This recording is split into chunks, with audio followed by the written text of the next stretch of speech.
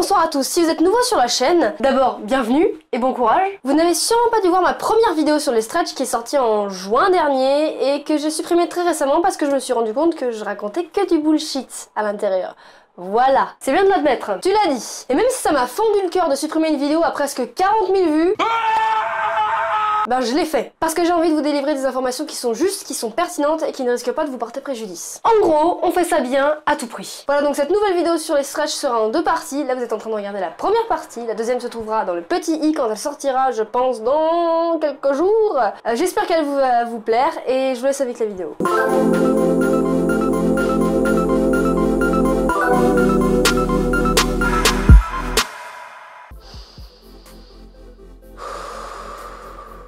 Oubliez tout ce que vous savez sur les stretch. Alors t'en fais un petit peu trop là. Ne pensez plus à autre chose. Laissez-vous submerger par l'envie d'avoir de beaux stretch. Vraiment trop.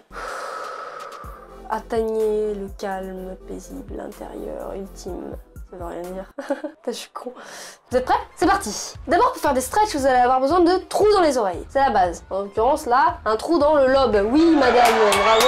Tu peux stretcher aussi ton cartilage de l'oreille, mais on y reviendra dans une autre vidéo. Le mieux étant de laisser 6 mois ou plus entre le moment où vous allez être percé et le moment où vous allez commencer à stretcher. Tout simplement pour laisser à votre corps le temps de s'habituer et le temps de cicatriser surtout. Bien sûr, si t'as des trous depuis 15 ans, y a pas de problème, vas-y, hein. Mais attention, si votre trou de base est tout pourri, bah ça risque d'être tout pourri pour la suite. Ou juste au moins très chiant. Pas ouf.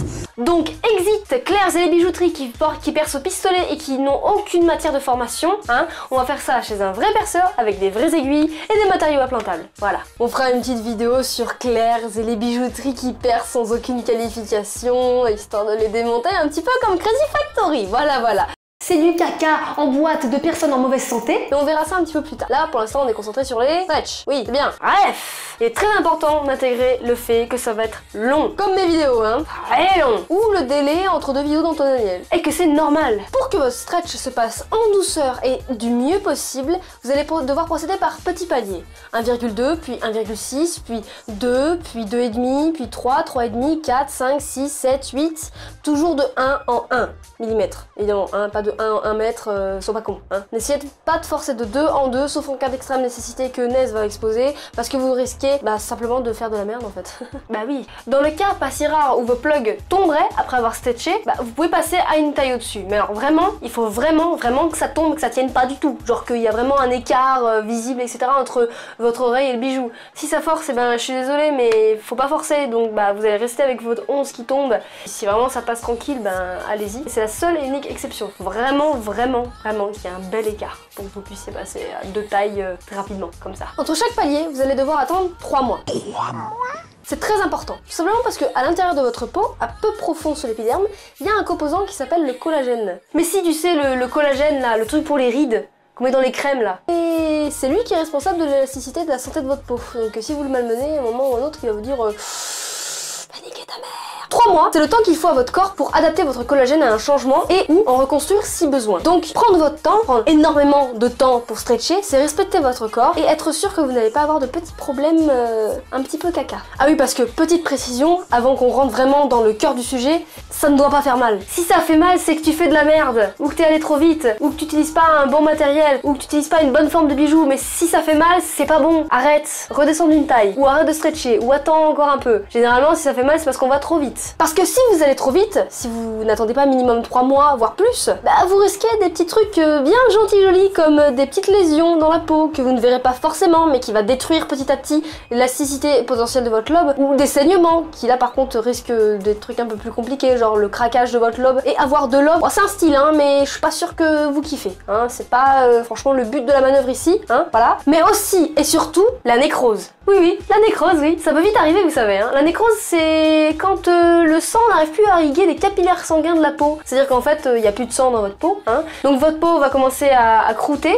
à se casser, à mourir, ou tout simplement à pourrir. Bon app. Maintenant qu'on a passé comment on fait, on va maintenant s'intéresser à avec quoi on fait. Donc avec quoi on stretch? On stretch avec ça. Ça s'appelle un single flared. En l'occurrence là, il est en verre ou en titane. Single flared en français, ça fait célibataire biseauté. Non, célibataire recourbé. Célibataire avec un bord. Et on stretch uniquement avec ça. C'est-à-dire exit les poids, les spirales, les cônes, les silicones, les autres matières, les autres formes, les pas de vis. Ne faites pas ça. Vous stretchez uniquement avec ce genre de forme. Hein. Je vous avoue avoir tout testé par inexpérience ou par goût du risque, je sais pas. Et à chaque fois, c'était de la grosse merde. Oui. Expérience personnelle ne fait pas office d'argument, je sais, je voulais simplement témoigner, ferme ta gueule.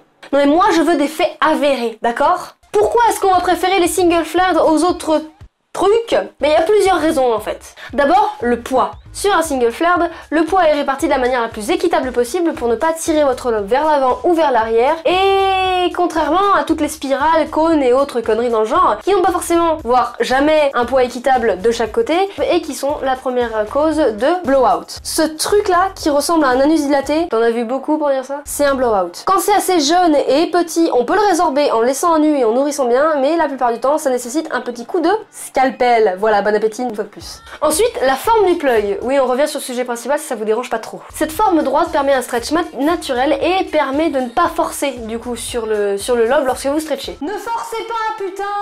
Enfin, la matière. Parce qu'on recommande évidemment des matières de bonne qualité. Évidemment, vous pouvez trouver des spirales, des cônes en titane ou en verre, mais privilégiez les single flared en titane ou en verre, ce sera le mieux pour votre oreille. Ces matières sont implantables, non poreuses et bien sûr, on parle d'un bijou de qualité. Donc les finitions sont parfaites, le polissage est miroir et vous ne risquez pas d'avoir des petits accros à l'intérieur de votre peau. Mais alors, ça veut dire qu'on peut pas porter d'autres matières et d'autres formes? Mais bien sûr que si, sombriote.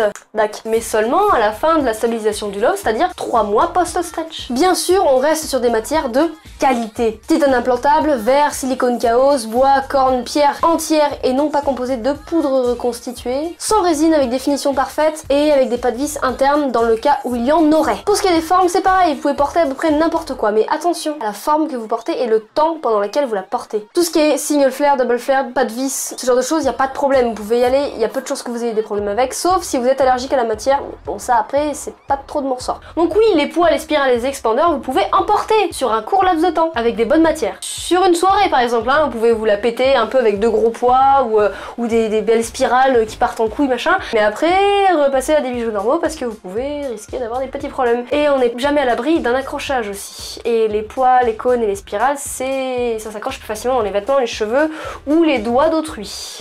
Voilà, c'est déjà la fin de cette première vidéo sur les stretch. Si la deuxième est sortie, je t'invite à aller voir dans le petit i parce qu'elle y sera sûrement. N'oubliez pas de vous installer, mais n'oubliez pas de vous installer très confortablement pour regarder mes vidéos parce que c'est toujours mieux d'être dans son canapé ou dans son lit, hein, plutôt que d'être assis par terre avec des clous. N'oubliez pas donc de souscrire un abonnement à ma chaîne d'Aiguille et d'encre, vous pouvez cliquer en dessous ou à la fin de la vidéo dans l'écran de fin. De me suivre sur Twitter, Instagram et Facebook pour avoir des nouvelles régulièrement. Restez safe et à bientôt.